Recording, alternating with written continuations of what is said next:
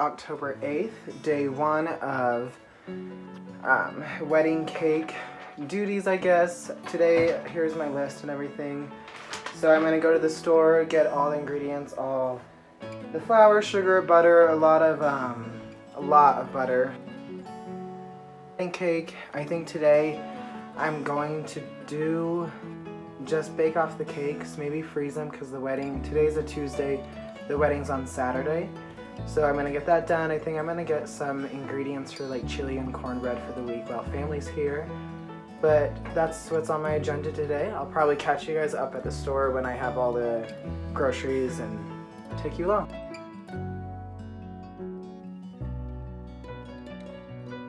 So today is day 2, October 9th.